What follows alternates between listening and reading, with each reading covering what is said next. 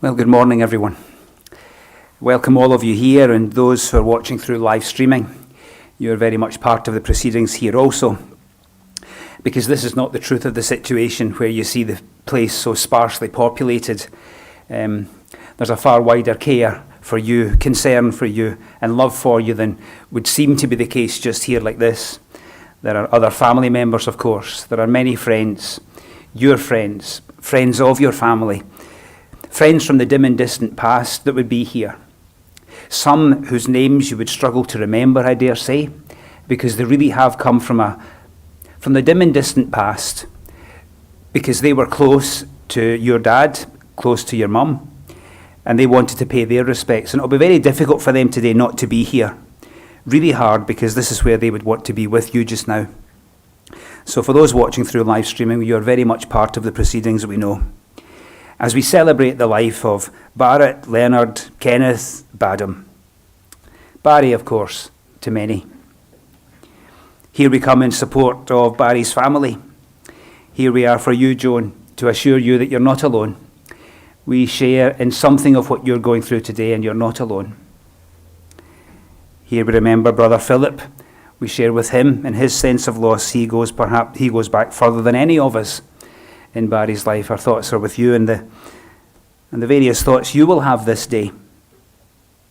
Perhaps going back to those days of boyhood, childhood, with Barry, with parents, Nora and Leonard, and what memories this occasion and this time will have stirred up in you. I dare say memories that were so far in the dim and distant you hadn't even thought of them for decades, and some thoughts and memories coming back now, and you're left almost gobsmacked as you say, what brought that to mind just now?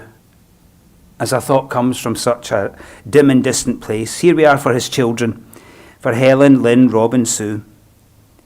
And in that loving relationship of grandchildren, here we are for you as well. For Evan, Rhiannon, Michael, Kathleen, Daniel, Kirsten, Samantha, Jason, Melissa. You're now the matriarch, or should I say the clan chief of this lot. We come to celebrate Barry's life. Been a long life, and what we say in Australia has been a good innings.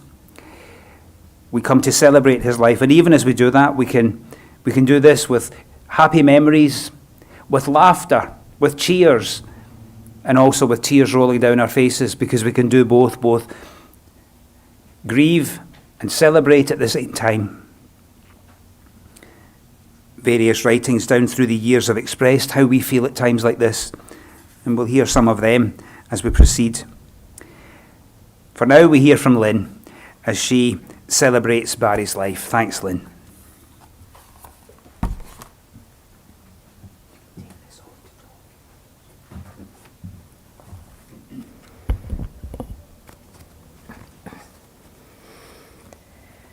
On behalf of the family, I would like to say a few words in honour of Dad. 93 years is quite a milestone to achieve. Barry was the loved husband of Joan, father to Helen, Robin, Sue and myself, and affectionately known as Papa to Evan, Rhiannon, Daniel, Kristen, Samantha, Melissa, Jason, Michael and Kathleen, and brother to Philip. No doubt he leaves a gap in all our lives.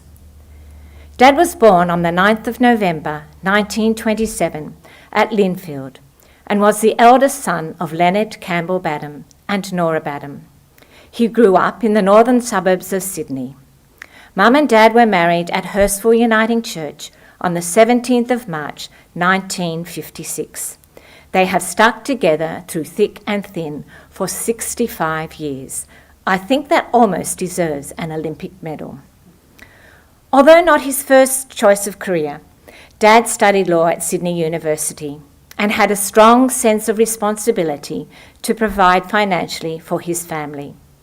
He practiced as a solicitor for several years, then ventured into a number of other business opportunities, after which he returned to a law firm where he remained until he retired in 1990. During his life, Dad was active in the community, holding several voluntary positions in local organisations. He was Vice President of Gordon Nursery School, Secretary of Gordon's Parents and Citizens Association, Treasurer of the Friends of the S.H. Irvin Gallery, a National Trust organisation, Treasurer and Secretary of Ku-ring-gai Historical Society, and Secretary of Sydney Northern District's branch of Association of Independent Retirees. Like most dads, he would do little things for his children. One in particular stands out. I remember when Dad went to an auction to buy a second-hand two-wheeler bike for us.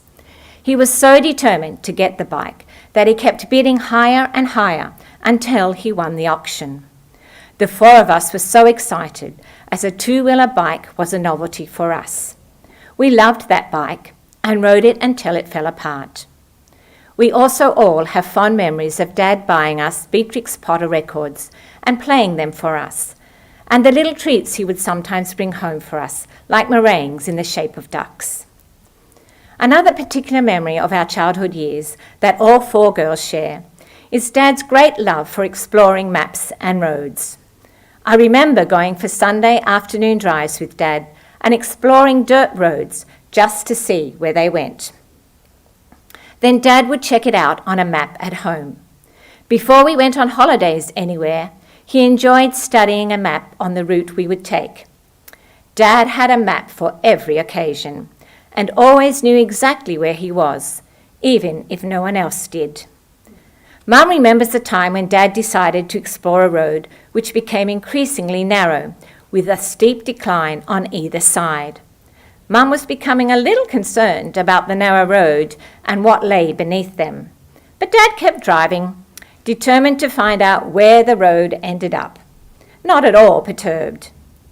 In later years, Dad expressed his great concern that in these modern days, people would dare to use an app instead of a map. Another memory we all share is Dad's love of bushwalking and exploring the mountains.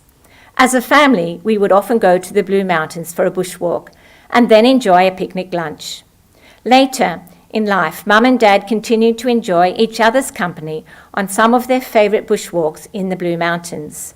I don't think there is a walk that Dad had not explored at least once.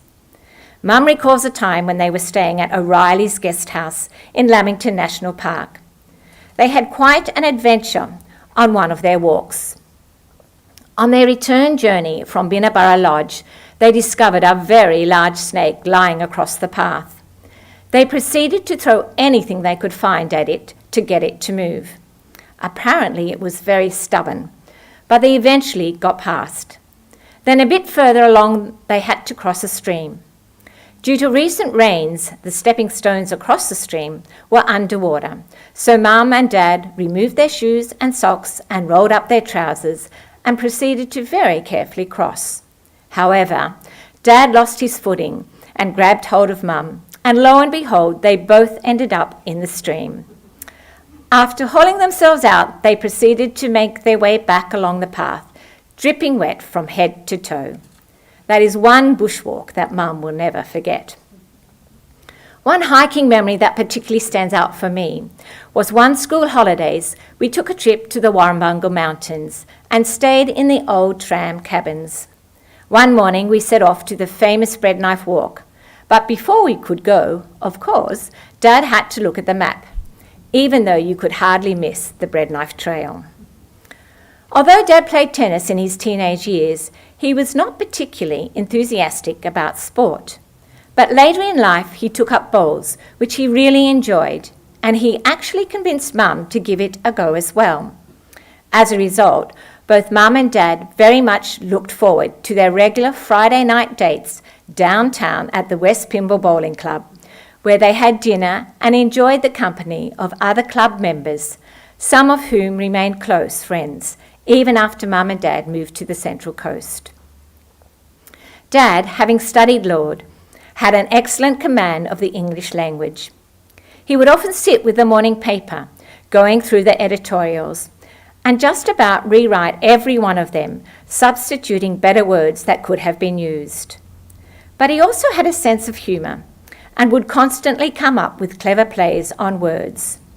In our house, You didn't look up the catalogue, you used the dogalogue. We were told to never assume because it makes an ass out of you and me. A very popular singer and entertainer around the time we were growing up was, in our house, not Reg Livermore, but Reg Kidney Less. And did you know that Santa Claus's helpers are known as subordinate clauses? Not to mention someone who has a photographic memory, but never develops it. One of Dad's greatest loves, as you might have gathered, was his love of light classical music, particularly light operettas and musical comedies, and the old machines that played them, phonographs. What is a phonograph, you may ask? Well, you wind it up, put a rough thing on a spinning plate, carefully place the needle, listen for the crackle, and listen to the bliss of musical notes until the winding up runs out. Only old people know how to do it. In October 1973, Dad formed the New South Wales division of the Phonograph Society of Australia. He was firstly president of the organisation, later vice president, then secretary. His collection of old 78s and phonographs, as well as his CD recordings of light classical music, gave him many, many hours of enjoyment. As I reflect on this, odd lines of songs that used to echo through our house come to mind, such as, "He did nothing in particular and did it very well," "Mad dogs and Englishmen go out in the midday sun," or "Why does a cow have 4 legs? I must find out one day." The songs from musicals such as Oklahoma and Gilbert and Sullivan operettas are forever embedded in the back of my mind. And sometimes, in a quiet, reflective moment, these tunes pop into my head, and I think fondly of my dad. Dad was so passionate about his music that if he had had his way, he would have made the study of classical music mandatory as part of every boy's and girl's education. I remember Dad taking me to a live performance of the Gilbert and Sullivan operetta, The Mikado, and his absolute delight when I actually enjoyed it. And yet Dad's love of music, I am sure, somewhat resounds in me. My children growing up have often found me singing to myself in the kitchen or around the house and have inquired, "Mum, you're not singing those old songs again, are you?" My answer was always, "Blame your grandfather." In the last couple of years of Dad's life, when I would visit him in the aged care home, if he was a bit out of sorts or a little down or vague, I only would have to engage him in talking about his music and his countenance would lift. He leaves a legacy of the joy and comfort that music can bring to one's soul. As we say goodbye to Dad today, I wanted to leave you with a tribute to him from some of the Gilbert and Sullivan operettas that he loved. And if you are not familiar with them, well, shame on you. "Come, Princess Ida, do not dally. You must escape the trial by jury. The gondoliers have patience enough to row you safely through the rough until you reach the floor of HMS Pinafore. But beware, the sorcerers are at large, waiting to snatch you away to Ruddigaw's barge.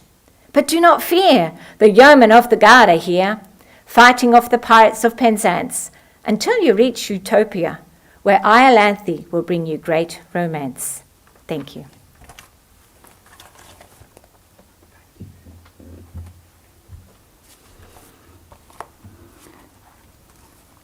It's always a privilege to hear from family when they share at a time like this, and that was a real privilege. Thank you so much for that, Lynn. Thank you. You've had some journeys then, Joan. You have plenty to remember, to recall, and even to laugh at. Travelling those dusty roads, I was just sitting thinking there, yeah, that's a bit like the journey of life and the married life that you've had in those 65 years. Sometimes a bit bumpy, sometimes unexpected, surprises, sometimes with great beauty along the way that you never expected, sometimes roadblocks, sometimes it's hilarious what you get up to on the journey. It's an adventure. Sometimes, as we heard, you have to just, in marriage, roll up your sleeves, or in your case, your trouser legs, and press on. You've been an absolute example, both of you, to your families. And I always think on occasions like this, in all of that, Joan, that's what love looks like. For those that have watched along the way, if they look again and just consider all those times, perhaps even most especially the last few days, that's what love looks like. We thank you, Joan. You're in our thoughts and prayers, I can assure you.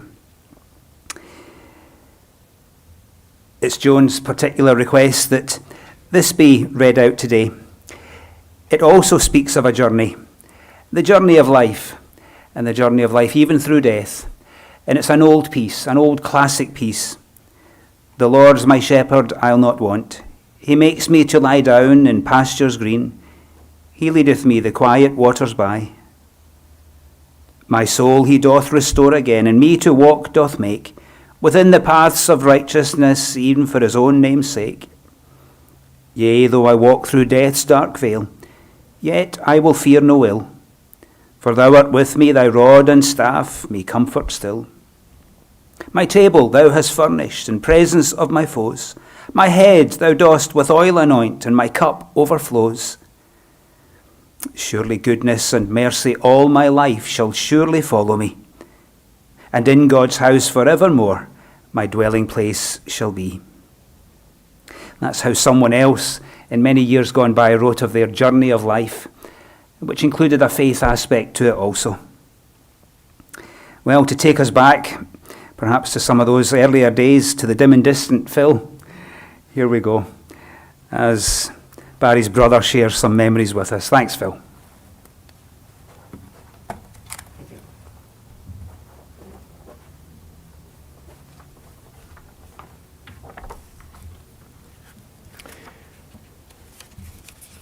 Yes, I obviously know a lot more about Barry's earlier days than any of you, so we'll talk about that for a while.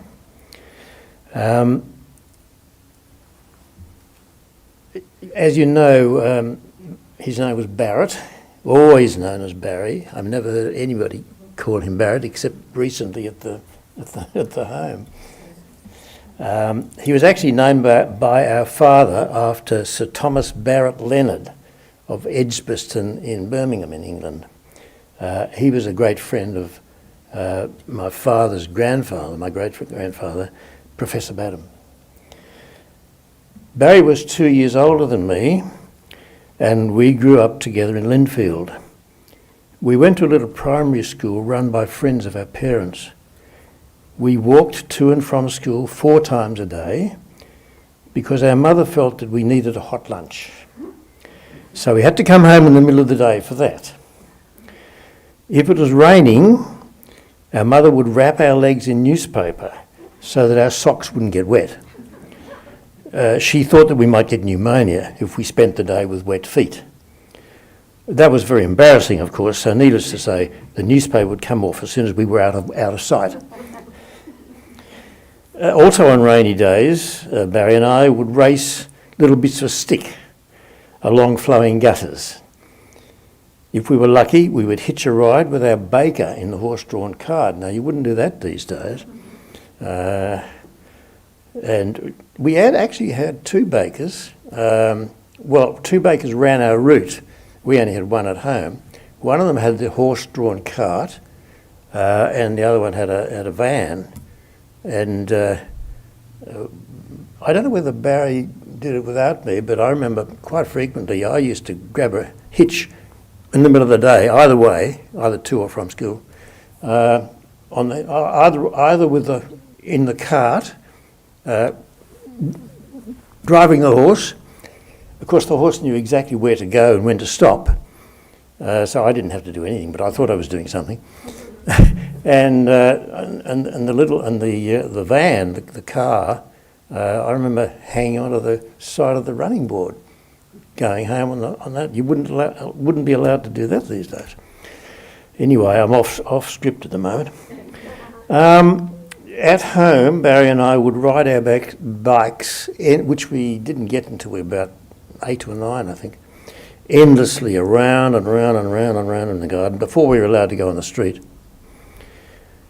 On Sunday morning, we would walk with our father to the newsagent to buy the Sunday paper. This was a ritual. And then, of course, squabble over the comics when we got home. We played with a boy across the street on his tennis court, and then complained to our mother that we had bindi eyes in our bare feet. And of course she thought, well, you know, what do you expect? We didn't expect anything except expect that our mother would pull the bindi eyes out of our feet. We had a maid in those days, this was before the war, who used to feed us in the large kitchen before we were old enough to eat with our parents. We'd go to Barrel for holidays in January, where we went horse riding and ate ice creams in Bong Bong Street. Our house had an ice chest. An iceman brought blocks of ice for it. The milkman brought milk in his horse-drawn cart and filled containers that we left at the gate. The milk was unpasteurised and unhomogenised, so our mother used to boil it. It tasted horrible. The baker brought the bread, and the butter and egg man brought the butter and eggs. We slept under mosquito nets in the summer and had sticky fly paper to attract the flies. There were no calculators or computers, TV, copiers, air conditioning, washing machines, dishwashers or clothes dryers. You, of course, probably know all this, but maybe the grandkids don't.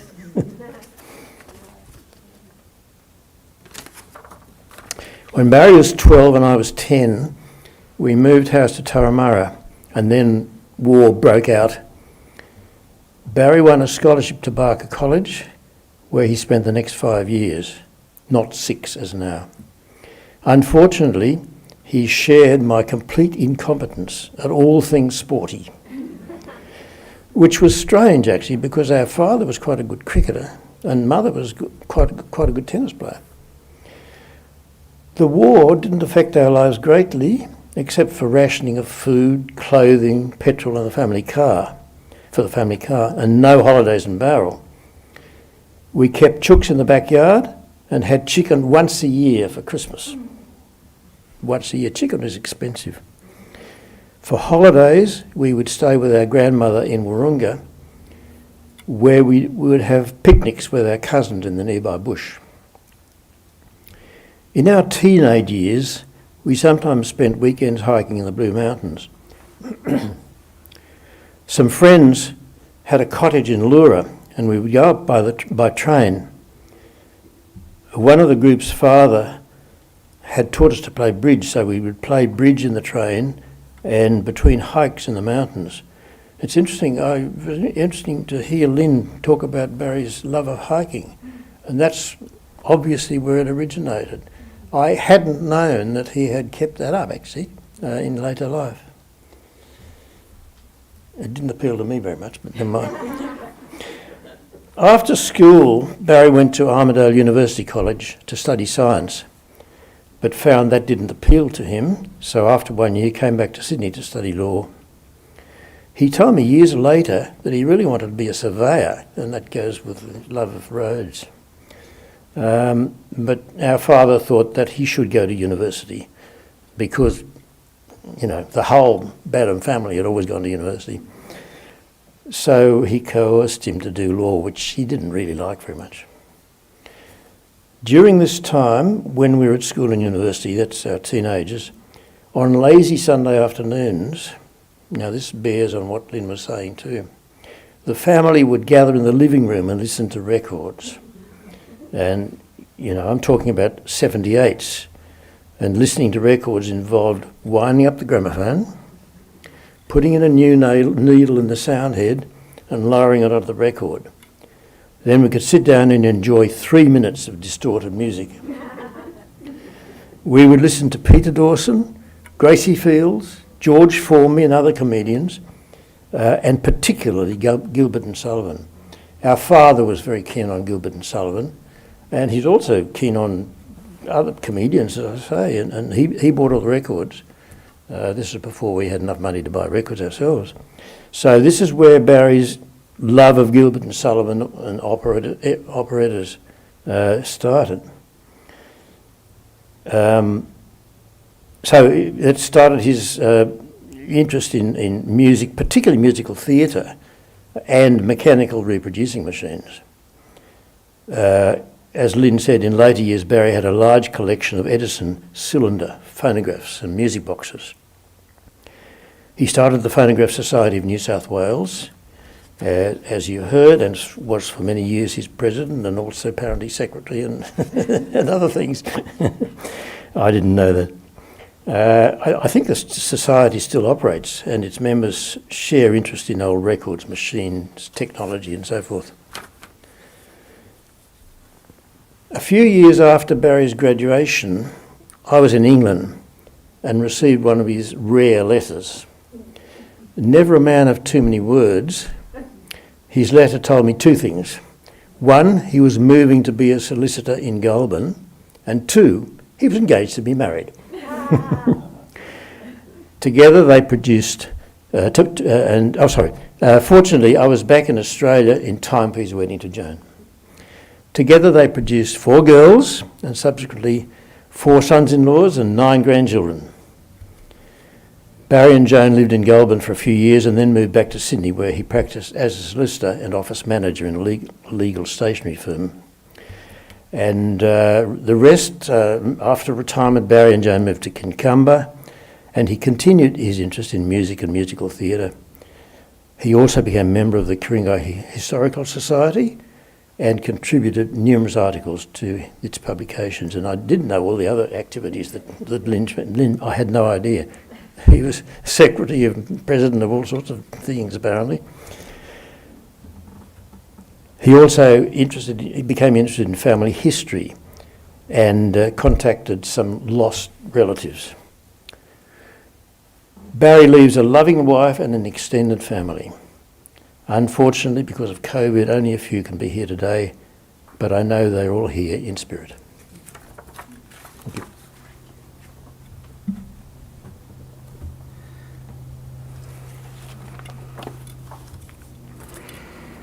As Phil said, I dare say many of you knew a lot of what he said, but there'd be a fair bit in there that you didn't know.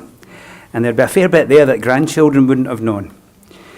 So that was a bit of a history lesson too for many of us. That was fabulous. Thank you for taking us back to your and Barry's earlier days there and sharing that with us. We're very grateful to you. Thank you so much, Phil. We stir up memories at times like this, as we have been doing, to help us recall and celebrate someone's life. Yes, we may well shed a tear as we do so, but it warms our hearts also. We take a moment now to see something of Barry's life in picture down through the years, and this has lovingly been prepared by Sue, to whom we're very grateful. So something of Barry's life in picture.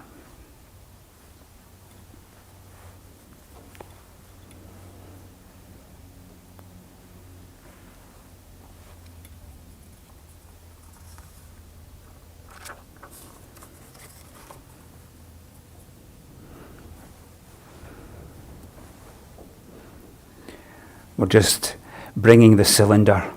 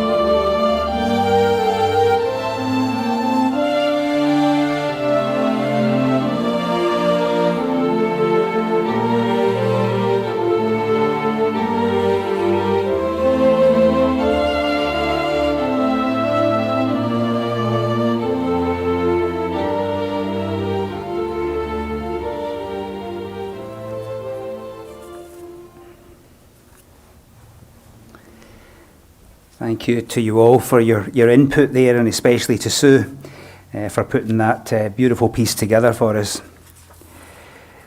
That was a historical journey in itself also, wasn't it? That would stir up some memories. As Lynn mentioned in her eulogy, Barry was a founding member of the New South Wales division of the Phonographic Society of Australia. Through the Phonographic Society, Barry developed many strong friendships, but one in particular with John Hannah, someone who shared his love of classical music also. They had many similar interests. They became good friends and spent much time discussing classical music, legal anecdotes, and life in general.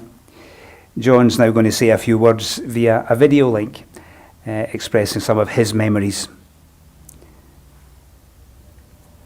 I'm pleased to be able to share with you this afternoon a few words about Barry from the perspective of his lifelong interest in music. Barry grew up in a home where there was a Rexanola wind-up gramophone together with a fairly small collection of records. The ones he particularly mentioned were a rather crazy song called "He Played His Ukulele as the Ship Went Down," a couple of sides by Australian baritone Peter Dawson, and about 2/3 of the 1922 complete recording of the Gilbert and Sullivan opera HMS Pinafore. Barry played these records over and over again, and they proved to be of great importance in formulating his musical tastes. The song about the ukulele was subsequently joined by a number of other nonsense songs with equally nonsensical titles, such as "Why Has a Cow Got Four Legs?"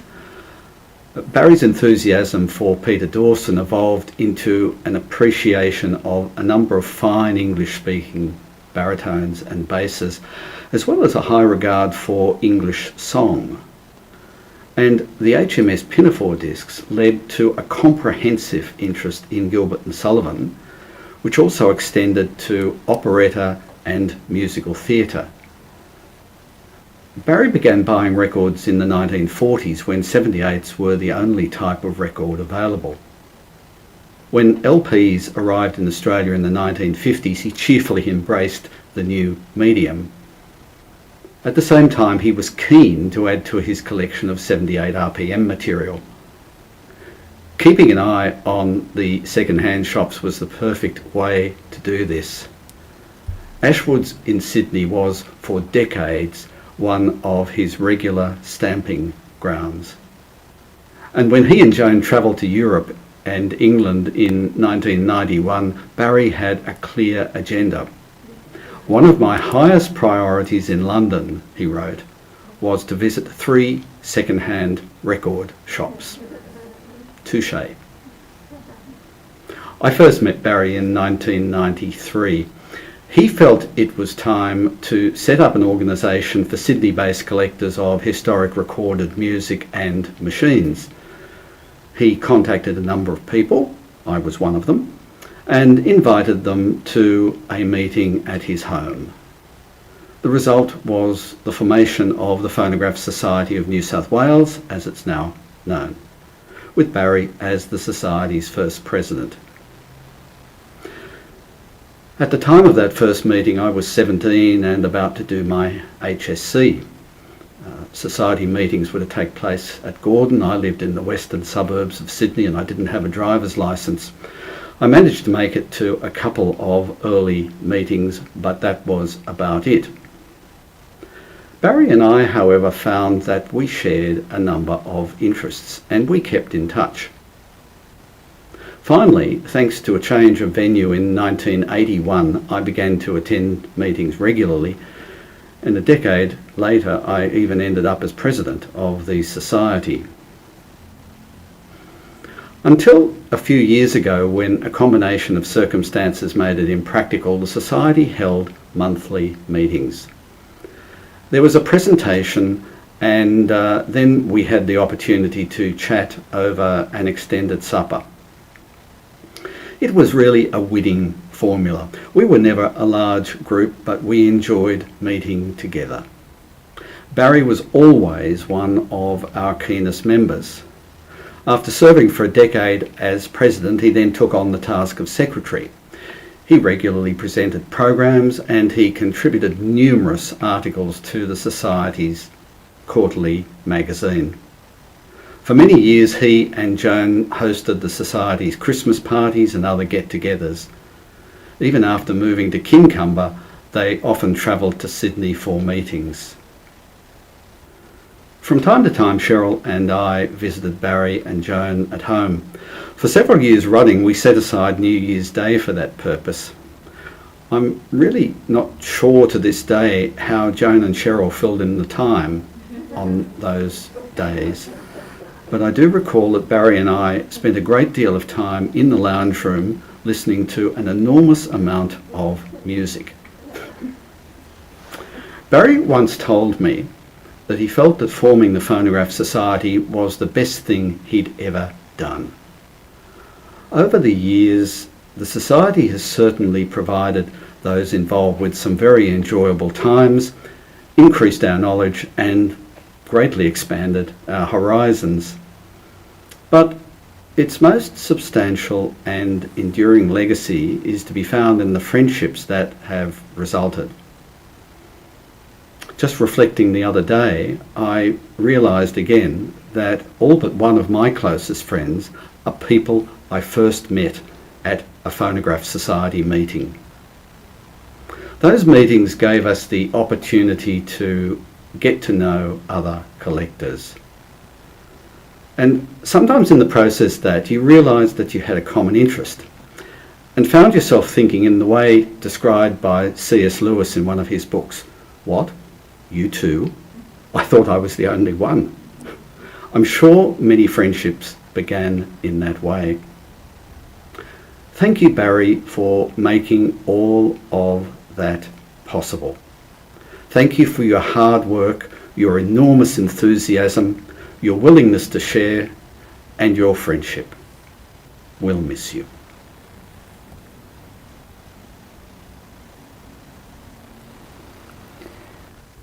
Will John be watching through live streaming? Thank you very much, John. That was another one of those privileges and pleasures to hear. Thank you for sharing that. It was obviously a huge part of Barry's life and yours and many others. In this piece that has been a journey of life that has taken you all aboard and brought you with him in so many ways. The musical comedies, there are some which I enjoy and some which I dare say some of the younger members of the family might enjoy. Musical comedy still continues.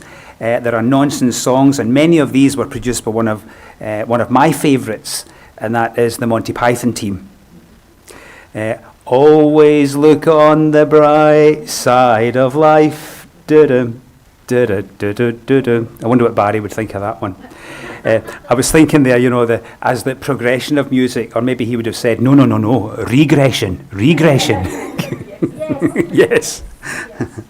But anyway, some of the younger members of the family would know what musical comedy is, and they would appreciate that piece, I dare say. And with his sense of humour, Sir Charles was sitting in the practice court in Melbourne, hearing chamber business of the court. The list of cases had been published in the morning's newspaper, and the Argus had as its heading, "Chamber Music" instead of "Chamber Business." An understandable slip of the pen. This was pointed out to His Honour, who said, "I'm not surprised. There's always harmony in my court." Boom, boom.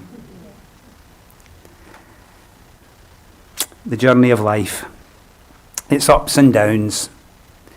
Its bright times and its darker times. There is no night without dawning, no winter without spring, and beyond the dark horizon, our hearts will sing once more, for those who leave us for a while have only gone away, out of a restless, careworn world, into a brighter day. What a lovely wee piece that says so much. Still, with it being a memorial service, I've included the words of committal in here, as perhaps you or some others haven't heard the words of committal, which are very important to us. So I've included these in the service. If you're able, Joan, only if you're able, for this we always stand in honour and in tribute, and this applies to those who are watching through live streaming. If you're able to stand, you're very much part of the proceedings here, so if you're able, would you please be upstanding? So here we have remembered and celebrated Barry's life, celebrated his life within our own, making our own all that much better. And indeed some, he has shared his gift of life. And now, though it breaks our hearts to do so, we farewell him with words of go in peace, out of a restless, careworn world into a brighter day. Barry, go in peace, earth to earth, ashes to ashes, dust to dust. Go in peace.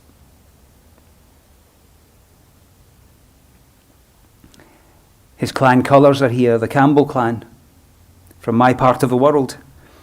I've included a Celtic blessing in the service today, again from my part of the world, from Scotland. Words which are so apt for here, words which you can feel in the 5 lines. Deep peace of the shining star to you. Deep peace of the quiet earth to you. Deep peace of the running wave to you. Deep peace of the flowing air to you. Deep peace of warm, assuring, comforting love to you. Comforting love to you that you may leave here, even here, in peace. And what a lovely peace to leave by. Celebrating the joy that someone has brought to our lives, we ode to joy. Go in peace.